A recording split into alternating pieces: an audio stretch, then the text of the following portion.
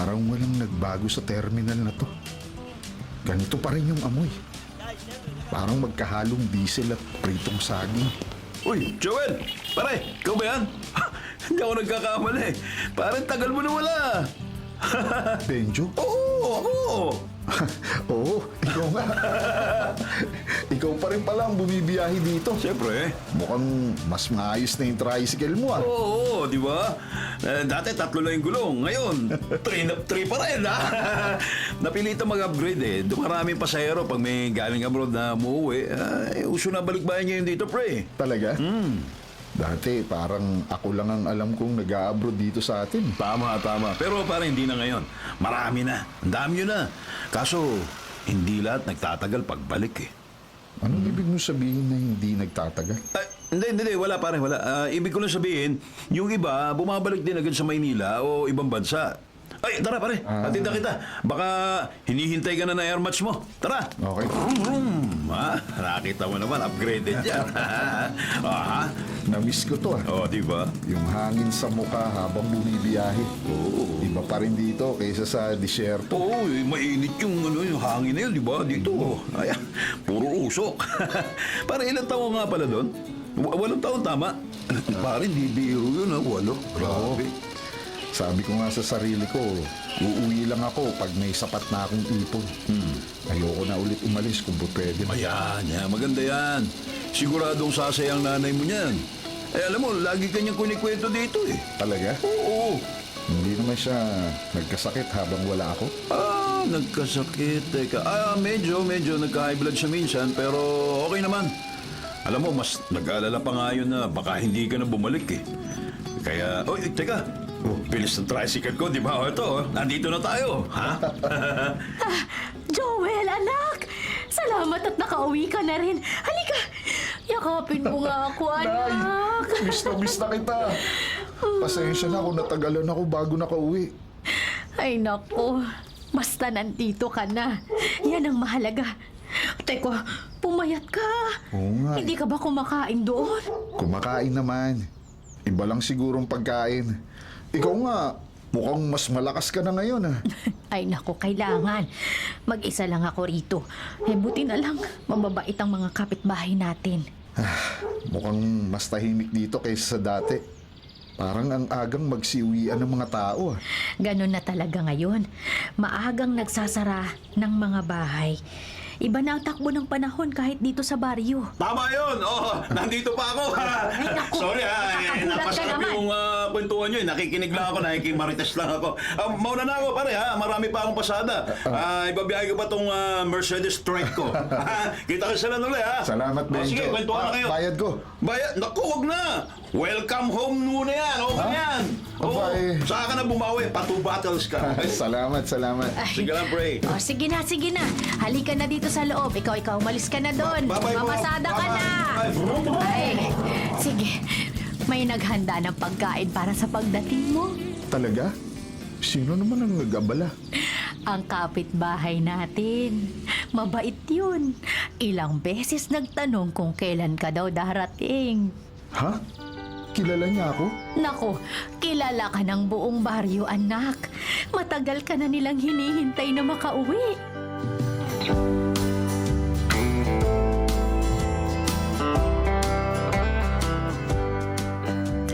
Joel, anak, maupo ka muna ha. Pagod ka pa sa biyahe. Teka lang, maghahain na ako ng merienda. Nay, tutulungan na kita. Sanay naman ako mag-asikaso sa sarili ko. Sa Kuwait nga, ako halos lahat ng gumagawa dun. Bisita ka muna dito sa bahay. Bukas ka na tumulong. Ngayon, magpahinga ka muna. Sige po. Ay, mukhang dumating na siya. Sandali lang ha. Magandang hapon po, Aling Ruby. Nandito na po ba si Joel? Dinalhan ko po siya ng sabaw. Ay, Lira! Nag-abala ka na naman! Hindi mo naman kailangan magdala. Okay lang po. Naparami kasi ang luto namin. Sayang naman kung hindi makain, hindi po ba? Joel, halika. Ito si Lira, ang kapitbahay natin. Siya yung sinasabi kong nagdala ng pagkain. Hello. Salamat sa pag-aabala. Kakauwi ko lang, tapos may libreng pagkain agad. Hindi naman abala yun. Narinig ko kasing darating ka ngayon. Kaya sabi ko, baka mapagod at magutom ka sa biyahe. Kailangan may madadatnan kang pagkain. Grabe, updated ka ha?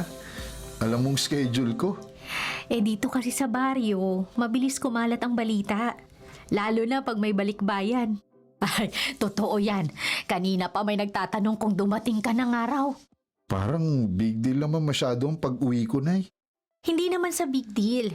Natutuwa lang ang mga tao pag may umuuwi. Iba pa rin pag may bumabalik kaysa umaalis. May point ka naman doon. Marami rin kasing umaalis na hindi na bumabalik. Kaya nga, mas okay yung nakakahanap ng dahilan para manatili na sila rito. Ay, naku. Ang bango naman ito. Anong sinahog mo rito, ha? Naku, simpleng sabaw lang po yan. May karne. Pampalakas ng katawan. Masarap yan, lalo na pag bagong luto. Mainit na mainit ang sabaw. Mukhang masarap nga. Sige na, tikman mo. Sabi nila, mas okay ang mainit na sabaw para hindi mabigla ang katawan galing sa biyahe. Sige, titikman ko. Salamat uli ah. Iba ang lasa. Maalat ng kaunti pero okay lang. Baka naninibago lang ang dila ko. Ganun talaga minsan. Iba ang timpla pag lutong bahay. Ay, masasanay ka rin anak. Dito ka na ulit kakain araw-araw. Kung gusto nyo, pwede akong magdala minsan ng pagkain. Malapit lang naman ang bahay namin eh. Naku, nakakahiya na masyado. Baka masanay ako sa libre. Okay lang. Mas gusto ko rin na may napagsisilbihan. Ay, siya. Salamat ulit ha, Lira.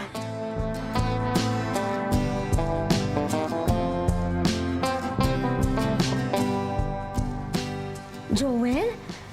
Ikaw yan, no? Akala ko chismis lang na umuwi ka na. Pati! Oo, kagabi lang. Parang hindi ka nagbago ha. Ikaw naman, mas mukhang seryoso ka na, ha? Iba talaga pag galing abroad. Ganun ba talaga ang tingin nyo sa mga galing abroad? Hindi naman sa ganun. Napapansin lang ng tao, lalo na pag matagal na wala tapos biglang babalik. Babalik ka rin. Uy, pare! Oh, Joel! Diyan ka na naman ha. Anong bibili mo dyan sa sari-sari store? wala naman, napadaan lang. Dumaan lang eh. Ba't dapat dyan bumibili, hindi dumadaan lang. Alam mo pare, marami natuwa na bumalik ka. Napapansin ko nga, parang kilala pa rin ako ng lahat kahit ang tagal kong nawala. Oo naman. Mas naalala kasi ng tao yung mga umaalis, lalo na yung hindi na nakikita ulit. Ano bang meron? Kanina mo pa ako pinaparinggan na may mga hindi na nakikita. Hindi naman si tinatakot kita, pre. Pero may ilang umuwi dati, tapos ilang buwan lang wala na sila ulit dito. Ganon. Baka bumalik lang sa trabaho nila sa abroad. Yung iba oo, pero may ilan kahit na yung pamilya nila hindi alam kung saan nagpunta eh. May isa pa nga dati, halos kapitbahay lang namin. Biglang hindi na nagparamdam kahit sa nanay niya. Yun. Ganun? Bakit daw? Normal ba yan dito? Hindi naman sa normal. Pero nangyayari. Kaya nga napapansin ng tao pag may bagong balikbayan. Yun ang dahilan. So parang inaabangan nyo kung sino ang susunod? May kinalaman ba to sa mga pamilya dito?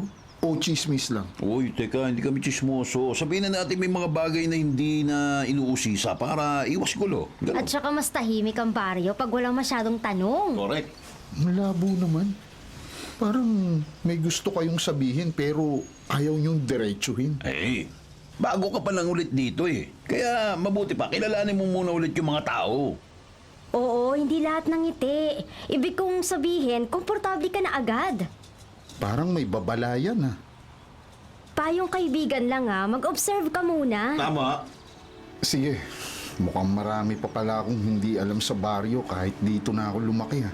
Ganun talaga pag matagal na wala. Iba na ang takbo ng life dito.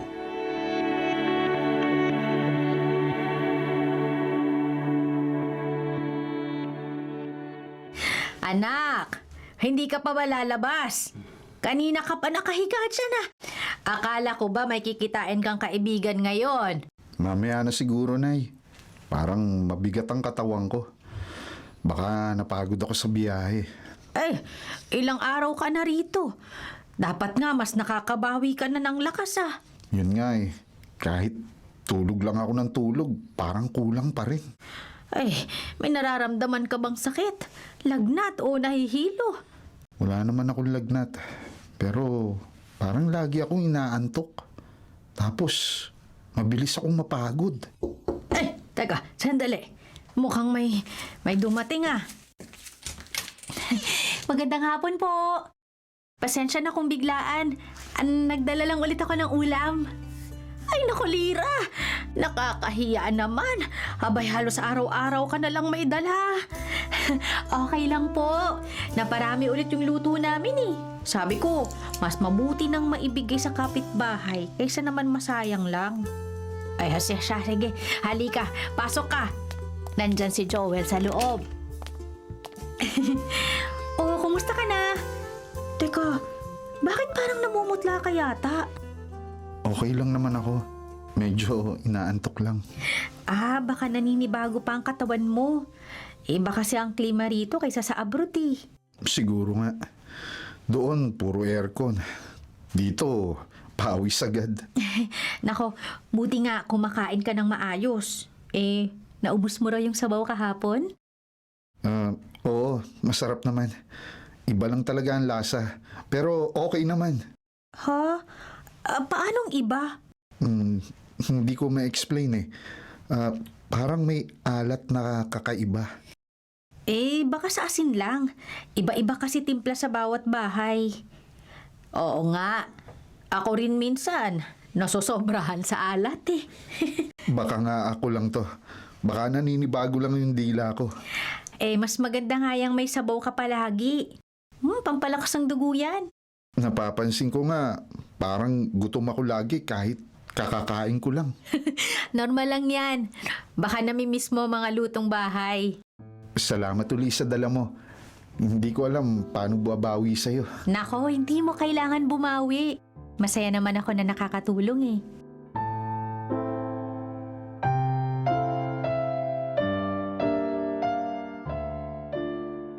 Nay, hindi ko maalis sa isip ko.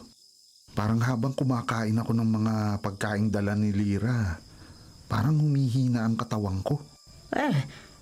Bakit naman hihina ang katawan mo? Hindi ko alam, Nay. Pero iba ang lasa ng sabaw na dinadala niya rito. Parang maalat. At may kakaibang aftertaste. Metallic. Parang may bakal. Lasang bakal. Baka sa panlasa mo lang yun. Iba-iba kasi ang lasa depende sa ingredients ba? Pero sa lahat ng niluto mo, parang ito lang ang ganito. Ay, hindi ko ma-explain Ay nako, baka stress ka lang sa naging biyahe mo pa uwi rito, anak. Hindi siguro stress lang to. Kanina pa ako nahihilo, kahit konti lang naman yung ginagawa ko. Ay, baka kailangan mo lang ng pahinga. Sige na nga, matulog ka na. Bukas, siguradong malakas na ulit ang katawan mo.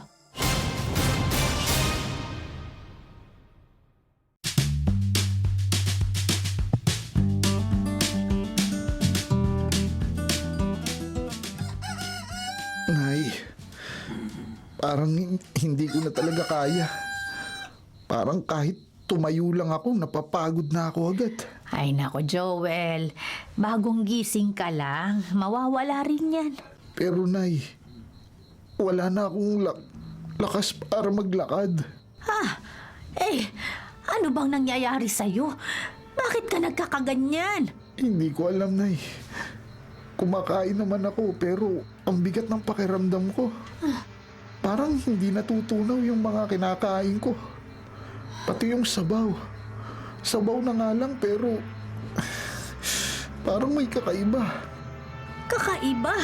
Ay ano ba? Paano? Nay, parang may epekto sa katawan ko yung mga dalang pagkain ni Lira. Parang sinisip-sip yung lakas ko. Anak, baka natatakot ka lang.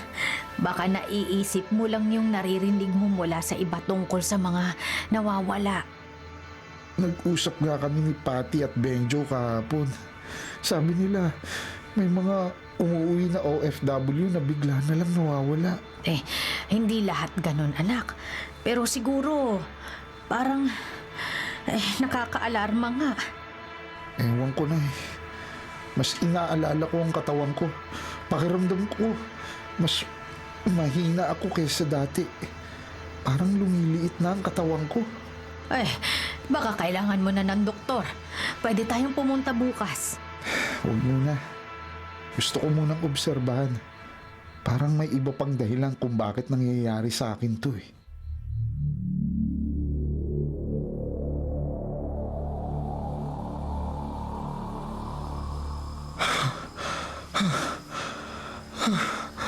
Grabe.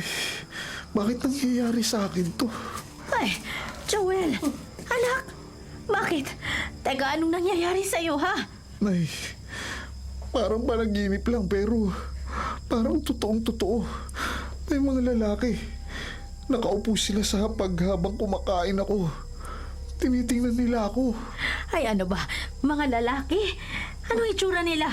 Nakilala mo ba? Parang pamilyar. Pero hindi ko matandaan kung saan ko sila nakita. Lahat sila may sugat sa labi. May dugo. Ay, naku anak. Panaginip lang yan. Mabuti pa, kalimutan mo na lang. Hindi, Nay. Habang gising ako, parang may bakas din ang dugo sa gilid ng bibig ko. Pero pagpunasan ko, nawawala. Ha? Ano? Dugo? Bakit ka naman magkakaroon ng dugo sa gilid ng labi mo? Ay, basta, teka, may sugat ba? Nay, yung mga lalaki sa panaginip ko, hindi kaya sila yung mga nawawala dito sa baryo? Ay, abay, ewan ko. Huwag ka naman munang mag-isip ng kung ano-ano. Malalim na ang gabi. Abay, magpahinga ka na. Hindi ko kayang matulog, Nay. Baka kaya hindi ka tuluyang makatulog ng maayos ay dahil nga yan sa stress. Stress? Hindi lang stress to. Parang may nagmamasid sa akin kahit nasa kwarto ko, Nay. Anak, huwag kang mag-alala ha. Huwag kang matakot. Nandito lang ako.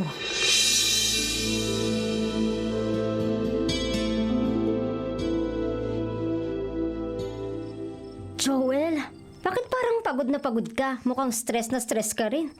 Oo nga, Pati. Kahapon pa. Parang kahit tumayo lang, parang may dala akong mabigat na bag. Naku, nakakabahala yan. Kanina pa kita pinagmamasdan. Parang iba na talaga itsura mo kumpara nung umuwi ka. Tama ka, Pati. Pumayat na nga ako eh. Alam mo, hindi lang sa itsura. Natatandaan mo ba yung sinabi ni Benjo tungkol sa ibang mga OFW na umuwi dati, tapos bigla na lang nawala? Oo, natatandaan ko. Bakit ba? Hindi ko alam kung dapat ko bang sabihin sa'yo, pero parang may pattern akong napapansin. Pattern? Anong ibig mo sabihin? Lahat ng nawala, huling nakitang madalas na kasama yung pamilya ni Lira. At sila mismo ang nagdadala ng pagkain sa kanila. Hindi pwede. Ang bait ni Lira. Wala pang katiyakan, pero iniisip ko, baka may mga bagay sa pagkain nila na nagpapahina sa mga lalaki. Nakita mo ba kung may kakaibang itsura ang pagkain mo o ang sabaw na binibigay niya? May kakaibang lasa ba o amoy? Oo, meron. Maalat. Metallic. Parang may lasang bakal. Hindi ko maintindihan eh. Naku, nakakatakot. Dapat maging maingat ka. Baka hindi lang basta pagkain ang binibigay ni Lira sa'yo. Ano ba talaga nangyayari, Pati? Hindi ko kaya na unti-unti ako nangihina. Siguro kailangan mong iwasan muna yung pagkain na dala ni Lira. Halos araw-araw nga nagdadala siya ng pagkain sa bahay. Mag-observe ka muna sa bawat kainin mo. Baka may makita tayong palatandaan.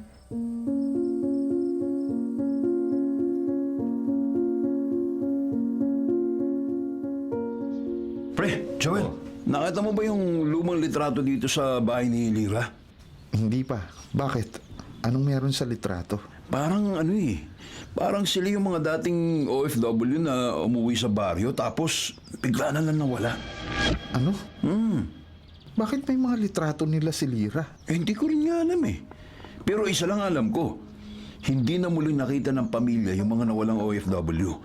nawala na lang silang parang bula. Pero sinasabi mo bang si Lira ang dahilan kaya nawala ang mga OFW? Posible. May picture eh. Hindi pwede. Parang hindi totoo yun. Napakabait ni Lira.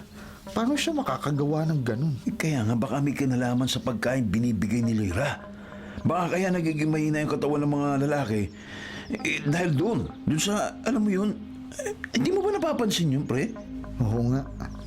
Parang unti-unti ako nangihina. Iba talagang timpla ng pagkain bigay ni Lira eh.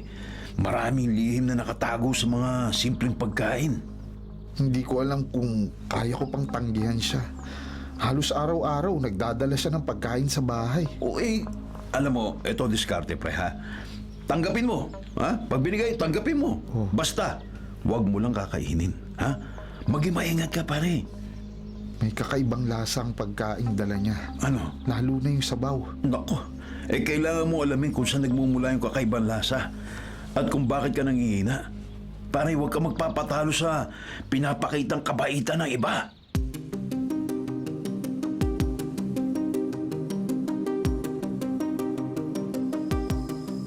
Nay, habang tumatagal, mas nangihina ako.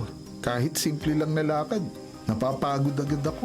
Anak, nag-aalala na nga ako sa'yo. Mabilis din ang pagpayat ng katawan mo. Ay, alam mo ba, may narinig ako tungkol sa mga lumang pamilya dito sa baryo.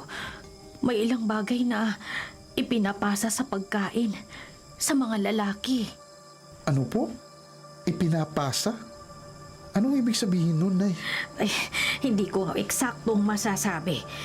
Pero, may mga kababaihan dito noon na gumagamit ng kakaibang timpla para mapalapit sa lalaki. Parang gayuma ba, Nay? Ang bait ni Lira. Hindi ko naisip na gagawa siya ng ganun. Alam ko, anak. Pero, nag-aalala pa rin ako. Baka hindi lang simple pagkain ang ibinibigay niya sa'yo. Kaya bantayan mo bawat kakainin mo, ha? Huwag basta-basta magtiwala sa kahit sino. Natatakot na ako, Nay. Baka matulad ako sa mga naunang OFW na nawala na lang at hindi na natagpuan. Magiging alerto tayo. Kung may kakaiba, sabihin mo agad sa akin o kay Patty, ha?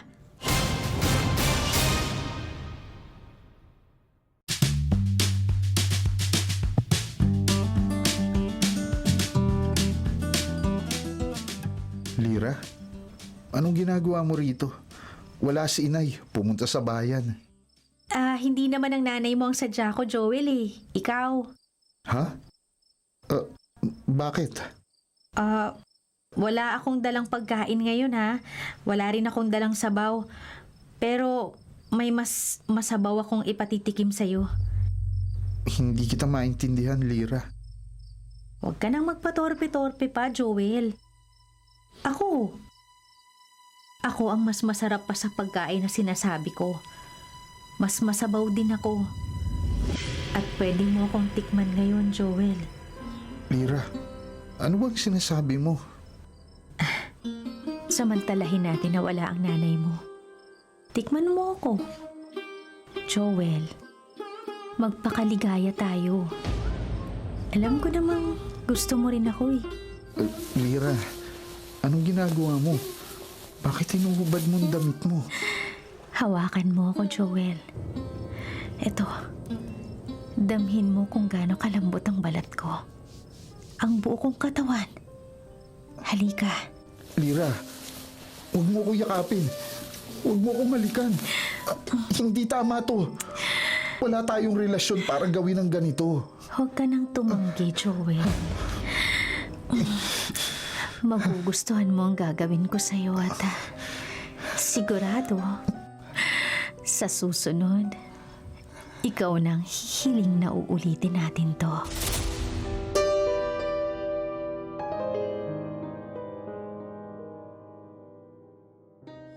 Inay, handa na ba ang mga sangka para sa hapunan?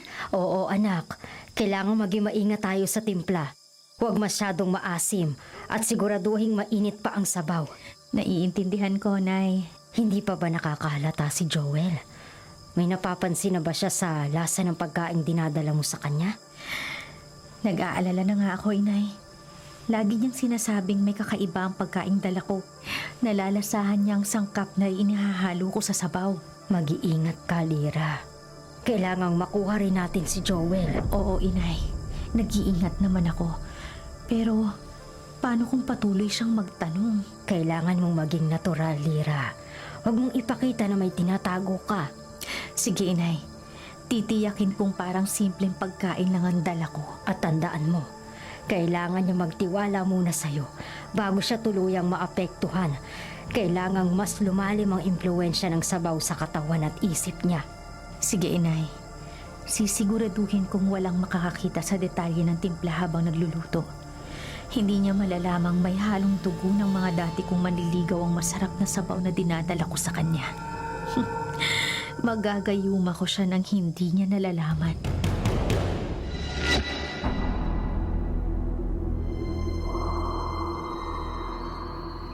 Magandang gabi, Aling Ruby.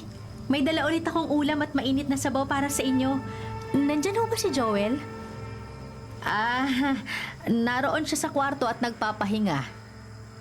Maari ko ba siyang makausap kahit sandali bago ako umuwi? Ay, sige. Maupo ka muna at tatawagin ko siya, ha?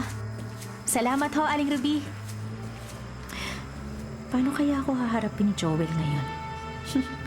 Pagkatapos na may nangyari sa amin nung isang araw. Alam ko, darating ang oras na siya mismo ang hihilim na magtalik kami. Hinahanap mo raw ako. Joel, mabuti naman at pinuntahan mo ako rito. Gusto kitang makasama. At nagdala nga pala ako ng ulam at mainit na sabaw. Ulam na naman? Sabaw na naman? Lira, hindi mo kailangan magdala araw-araw ng pagkain dito. Bumibili naman kami ng pagkain sa palengke. Nagluluto rin kami rito sa bahay. Itigil mo ng pagdadala ng mga ulam dito. Bakit, Joel? Hindi mo ba nagugustuhan ng mga niluluto ko? Hindi ko kasi maintindihan kung bakit kailangan magdala ka ng ulam dito araw-araw. Kung sobra yung niluto mo, ibigay mo sa ibang kapitbahay. O kaya, tansyahin mo ang niluto mo para hindi sumusobra. Magluto ka ng kasya lang sa inyo ng nanay mo. Joel. Pasensya ka na, Lira. Pero mas makakabuti siguro kung hindi ka na muna pupunta dito sa bahay namin. Pagkatapos na may mangyari sa atin, pagbabawalan mo akong pumunta rito, ha? Anong klase kang lalaki? Anong klase kang tao? Ano man ang nangyari sa atin, hindi ko kagustuhan yun. Ikaw ang nagsimula. Natangay lang ako. Kahit ano pang sabihin mo, Joel, may nangyari sa atin. At hindi mo yun maitatanggi. At hindi rin ako papayag na basta mo ako baliwalain ngayon.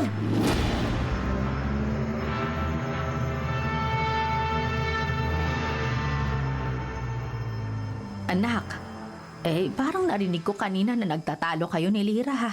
Ano bang nangyari? Wala po, Nay. Sinabihan ko lang siya na tigilan na ang pagdadala ng ulam dito sa atin. Mukhang minasama niya ang sinabi ko. Hindi niya nagustuhan kaya parang nagalit. Sumama yata ang loob niya. Mabuti na rin na ginawa mo yon. Mabait naman si Lira. Pero kung ganyang parang may hindi magandang epekto sa iyo ang pagkain bigay niya, mas mabuting huwag ka na lang kumain ng kahit anong pagkain na galing sa kanya. Aray! Bakit? Napano ka? Anak! Biglang sumakit ang ulo ko, Nay. Parang nahihilo ako. Ano? Teka. Humawa ka sa akin, ha? At ihahatid kita sa kwarto mo. Ay, nako. Magpahinga ka nga muna roon. Maglalaga ako ng halamang gamot. Pangtanggal ng hilo. Nay, umiikot ang paligid. Matutumba ako, Nay. Naku! Joel! Diyos ko! Nawala na lang malay ang anak ko!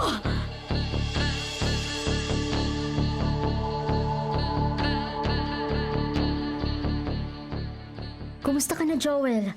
Nabalitaan kong nagpunta ka sa ospital sa bayan kaninang umaga. Ano nangyari? Nagpa-check up ako. Nahilo kasi ako kagabi at nawala ng malay. Kaya hindi na pumayag si nanay na hindi ako makapagpa-check up. O anong sabi ng doktor? Yun na nga eh. Wala namang nakitang kakaiba sa resulta ng lab test ko. Normal naman lahat. Ba't ka raw nahilo? Baka sobrang pagod lang daw. Pagod? Isang ka naman mapapagod halos hindi ka nga umaalis ng bahay. Alam mo, kung ganyan pumapayat ka at kung ano-anong nararamdaman, tapos walang makitang sakit ng doktor, baka nga may kinalaman ng mga kinakain mo. Ang mga kinakain mo na galing kay Lira. Ano bang kailangan kong gawin? Sinabihan ko na si Lira na huwag nang magdala rito ng pagkain at sabaw. Huwag ka mawala ng pag-asa. Kailangan malaman natin ang lihim ng pagkain niya. Doon natin makikita kung paano matitigil ang lahat ng ito.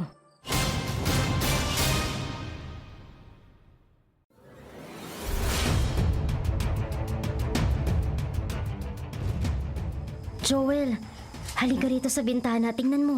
Parang may gumagalaw sa likod ng bahay ni Lira. Oo, nakikita ko. Parang may nagdadala ng mga kahon sa loob. Pero bakit kung kailan gabi? Sa kanila ginagawa yan? Baka may tinatago. Hindi normal na gabi pa nila ginagawa to. Gusto ko sanang sundan sila pero hindi ko alam kung kaya ng mga binti ko. Huwag ka mag-alala. Akong bahalang magmanuman sa mga galaw nila. Obserbahan ko sila mabuti. Kailangan nating malaman kung anong ginagawa nila. Baka doon nagmumula ang lahat ng nangyayari sa'yo.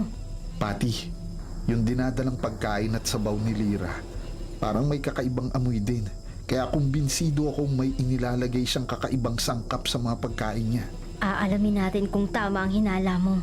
Salamat, Pati. Kailangan malaman natin kung ano ba talaga ang ginagawa nila habang kaya ko pang gumalaw kahit paano.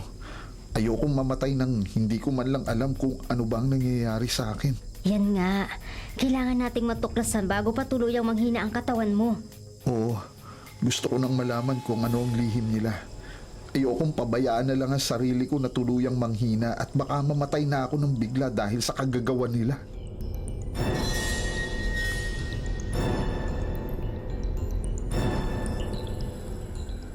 Joel, Pati, mabuti naman at dumalaw kayo rito sa barangay. Anong kailangan nyo? Kapitan Saryo, may gusto lang sana akong itanong. Sige. Huwag lang tungkol sa mata. Tungkol saan ba yan? Tungkol sa mga nawawalang OFW na nagbalik bayan. Ano ang gusto mo malaman tungkol sa kanila? Ang totoo, mula nung mawala sila rito sa baryo, wala na rin akong alam sa nangyari sa kanila. Iniisip namin na baka bumalik na sila sa ibang bansa. Pero nakapagtataka, hindi rin alam ng pamilya nila kung nasan sila. Kung hindi rin alam ng pamilya nila ang kinaroroonan ng mga nawawalang OFW, baka nga totoo ang kumakalat na chismis dito sa baryo. Teka, chismis? Ano chismis yan? Na dito sa baryo natin ay may isang pamilya na may tradisyon na pinapasa sa mga kababaihan. Tradisyon? Parang hindi ko yata alam yung tungkol dyan, Ako, imposible, Kapitan Saryo. Ikaw ang punong barangay. Dapat alam niyo ang lahat ng nangyayari sa nasasakupan niyo. Oo nga, Kapitan. Hindi ako naniniwalang wala kang alam. Ano bang ipinupunto ninyo? Na ang tradisyong sinasabi ko ay may koneksyon sa mga nawawalang OFW. Sige. Paliwanag mo sa akin. Kapitan, yung Chairman. Huwag mo akong tawagin Kapitan. sige, Chairman na lang. yan. Chairman. Sige. Yung mga nawawalang OFW, bago sila nawala, lahat sila ay nakitang kasama ni Lira. At madalas din silang makitang binibigyan ni Lira ng mga pagkaing niluto niya. Aba, wala naman ako nakikitang masama ron. Ligkas sa mga taga rito na magbigay ng pagkain sa mga kapitbahay. Bakit ba parang inilalayo mo agad si Lira sa kwento? Hindi nakikita si Lira na nagbibigay ng pagkain sa ibang kapitbahay. Tanging sa mga balikbayang OFW lang siya nagpapakain ng mga luto niya. Kapitan Saryo, may kakaibang sangkap ang mga pagkain niluluto ni Lira. Sangkap na may masamang epekto sa taong kakain ng mga niluto niya. Tingnan mo ko. Kailan lang ako dumating dito sa baryo, pero ang laki na agad ng ipinayat ko. Oo, laki. Tingnan mo yung suit mo, luwag-luwag na ng t-shirt mo. Baka may sakit ka. Baka malaglag yan sa lawan mo at kapitan mo. Dapat magpatingin ka na sa doktor. Ginawa ko na, Kapitan. Chairman. Yan. At wala namang nakita yung doktor na tumingin sa akin. Pero, eto, patuloy akong pumapayat at nanghihina. Heto nga at kailangan ko pang tungkod para lang makalakad papunta rito sa'yo. Tulungan mo si Joel, Kapitan Sario. Chairman. No, Kapitan, ay Chairman. Tulungan mo kaming alamin kung ano ang sangkap na nilalagay ni Lyra sa pagkaing binibigay niya kay Joel. At sabihan mo rin yung doktor na tumingin sa'yo na dumilat at baka nakapikit.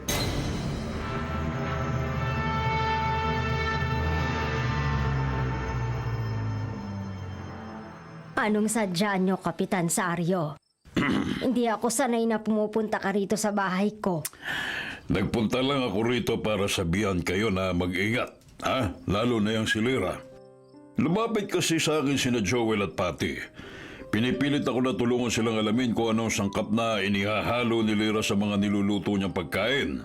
Nagduda si Joel na yung pagkain binibigay ni Lyra ang dahilan, kaya ang luwag-luwag na ng mga shoot niya ngayon. Bahil lumapit sa akin, halos balaglag na yung kanyang konsulsilyo. Ay, huwag ka mag-alala. Wala naman silang makukuhang ebidensya sa kanilang mga hinala. Maingat si Lyra. Alam niya ang kanyang ginagawa. Oo, pero sa akin naman, ipaalala lang. Ayoko mabulgar sa baryo yung ginagawa niyo mag-ina. Ay dapat lang na hindi mabulgar sa Aryo. Dahil sasabit ka rin kapag nalaman ng mga taga-baryo ang nangyari sa mga nawawalang balikbayang OFW. Kayo lang ang mapapahamak. Bilang chairman ng baryong ito, hawak ko pa rin ang tiwala ng halos lahat ng mga taga rito. Mas pinaniniwala nila ako kaysa sa inyo ni Lyra. Malalaman natin yan kapag nagkabistuhan na. Basta ako, sisiguruhin kong hindi lang kami ang tatanggap ng galit ng mga taga-baryo. Ay, Telma. Telma. Hindi na ito tulad ng dati na pwede lang takpan ng kwento o chismis. May mga taong napagtagpi-tagpi ng mga pangyayari. Hindi ko sila mapipigilan magtanong at humingi ng tulong sa akin. At ano ang gusto mong sabihin? Na hindi kami nag-iingat sa aming ginagawa? Matagal na naming alam kung paano patahimikin ang mga osisero. Hindi ito ang unang beses na may naghinala. At hanggang ngayon, wala pa rin nakakapagpatunay ng anuman. Telma, hindi lahat nadadaan sa takot, ha? May mga taong kapag naramdamang may mali, hindi titigil kahit takutin mo. Kapag may isang maglalakas loob na magsumbong lang sa labas ng baryo, nako, hindi ko na kayang kontrolin yung mga mangyayari pa. Ha? Kaya nga dapat tayong magkaintindihan. Sige. Hanggat tahimik ang baryo, tahimik din ang buhay mo at ang posisyon mo. Aba, Pero kapag pinili mong lumayo sa usapan, huwag kang magulat kung may mga lumang lihim na bigla ang maalala ng mga tao tungkol sa'yo. aba. Nanakot ka pa.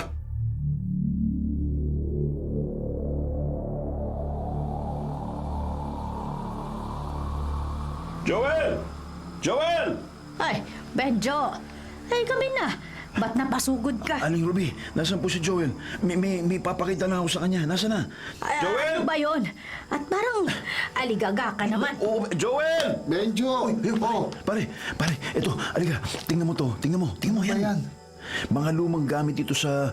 Ito yung mga nawawalang gamit ng mga OFW. Ay, ano?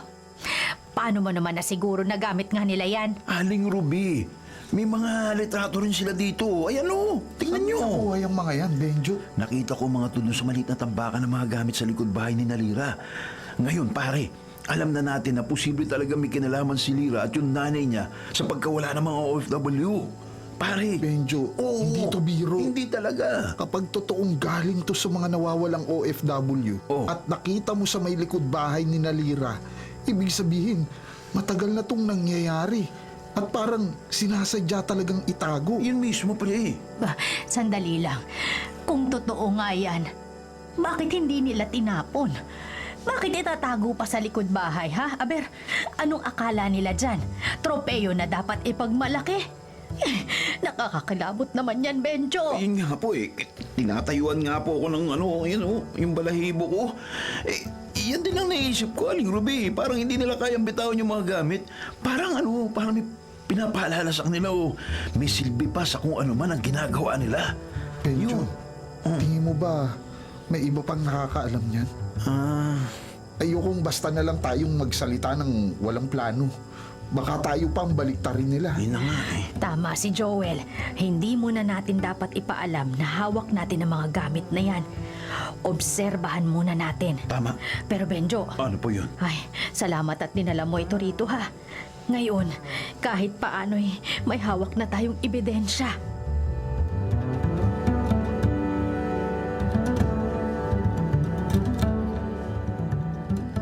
Napakadilim naman itong kalsada. May mga poste pero wala namang ilaw. Ano bang ginagawa ng mga opisyal ng barangay? Hindi man lang magawa ng paraan na magkaroon ng maayos na streetlights dito sa baryo. Malamang may mga ghost project na naman dito. Parang yung alam kong ano. Ay, kung kailan hindi ko dala yung tricycle ko. Naku, layo pa naman yung lalakarin ko. Ano ba naman yan? Naku, tahimik pa ng paligid.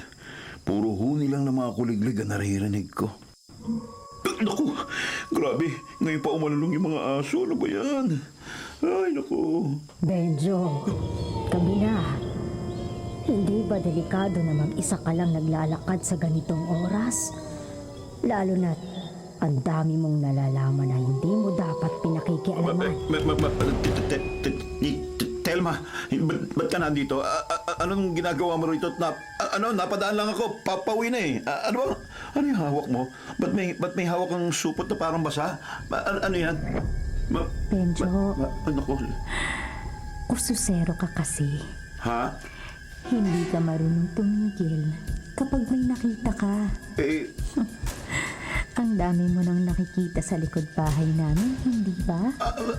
wala. Dapat sana, sinarili mo na lang. Ha?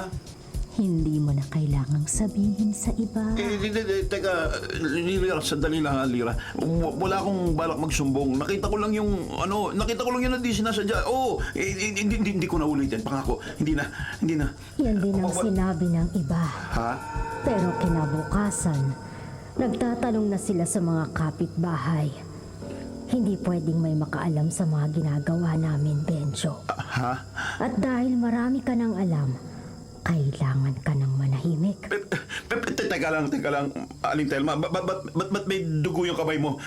Yung kutsilyo. Teka, mag-usap po tayo mga ayos. Sandali lang po. Lira. Hindi na kailangan ng usapan, Benjo. Lira. Mas tahimik ang baryo kapag konti lang ang nakakaalam ng ginagawa namin. Ano? Teka muna. Pasensya na ha. Ano? Ba't pasensya?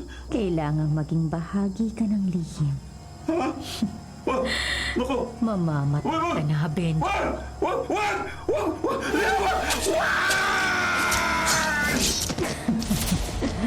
Ang taong patay na ay hindi na makakapagsumbong pa.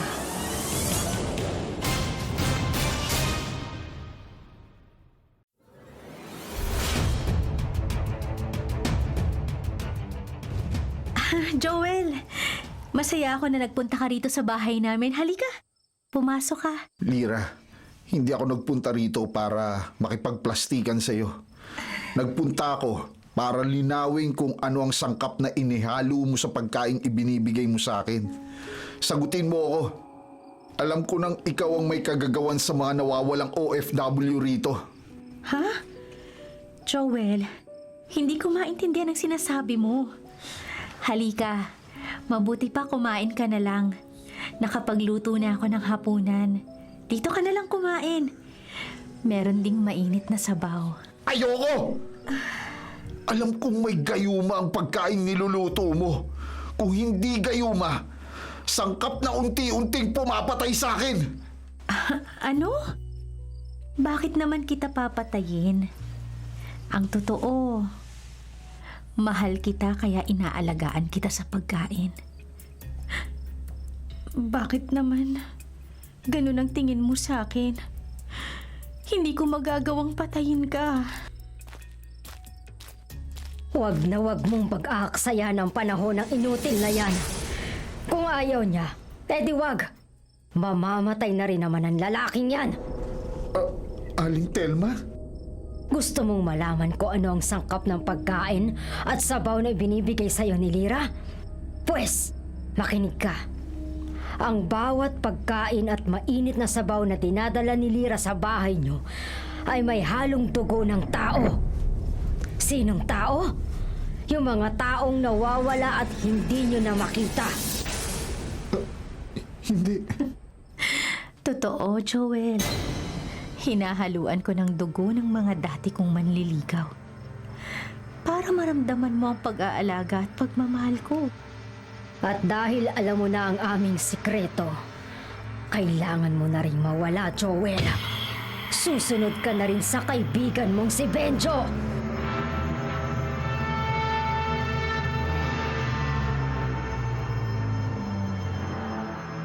Anong sinasabi mo, Aling Telma? Hindi ka naman siguro bingi. Pero uulitin ko, para sa ikasasaya mo, patay na si Benjo. At ikaw ang susunod na mamamatay. Hindi. Hindi. Mga hayop kayo. Sisiguruhin kong pagbabayaran niyo ang mga krimeng ginawa niyo. Iyon ay kung makakapagsumbong ka pa. Inay, kailangan na nating patayin si Joel. Akala mo ba madali kaming takutin, Joel? Ang dami mo na rin nakita at narinig. Hindi ka na pwedeng hayaang makalabas ang buhay para magkwento sa iba. Huwag ka lalapit! Huwag ka lalapit!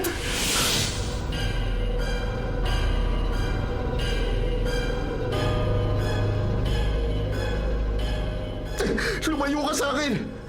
Alam na ng mga tao ang tungkol sa inyo. Bumaliktad na si Kapitan Sario. Bago pa ako pumunta rito, ay nag-usap na kami at nagkasundong isusuplong niya kayo sa mga pulis. Maya-maya lang ay darating na sila para hulihin kayo mag-ina. Pagbabayaran niyo sa kulungan ng mga kasalanan niyo. Hindi mo kami maloloko. Si Kapitan Sario ay isa ring takot na lalaki. Mas papahalagahan niya ang katahimikan ng kanyang buhay kaysa ibunyag ang katotohanan. Halika rito. Oras na para mamaalam ka sa mundo. Joel! Imuko ka ngayon na! Pati! Mga walang hiya kayo! Pinagtulungan niyo pa ako! Anong ginawa na kayo, Inay, ha? Hindi ko kayo mapapatawad! Magbabayad kayo sa ginawa niyo kay Inay!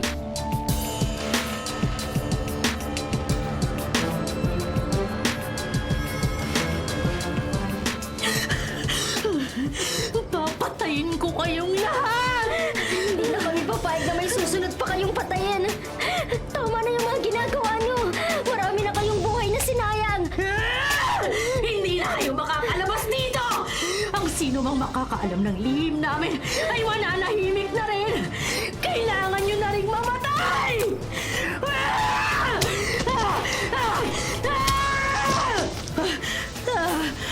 Hanggang dito na lang ang kabaliwan mo, Lira!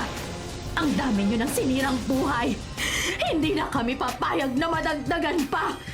Lalong hindi kami papayag na pati kami ay mapabilang sa mga papatayin ninyo!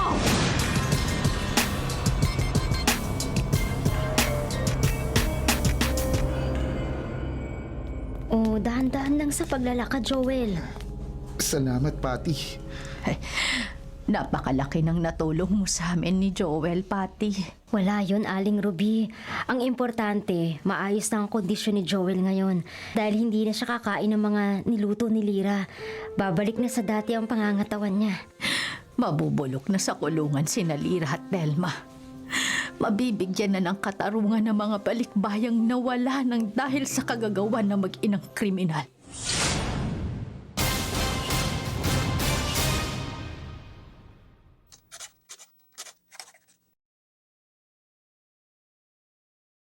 Mga kapatid, ito po ang inyong kapatid na si Lord De Vera. Nagsasabing, sana dito na tayo sa totoo. Dito na tayo sa True FM. At sana po'y mag-subscribe kayo at mag-follow sa mga social media accounts po ng @TrueNetworkPH. Sa Facebook, Instagram, sa X, sa YouTube, sa TikTok, at sa mga podcasts. Sana po, dito na tayo sa totoo, mga katrupa. Dito tayo sa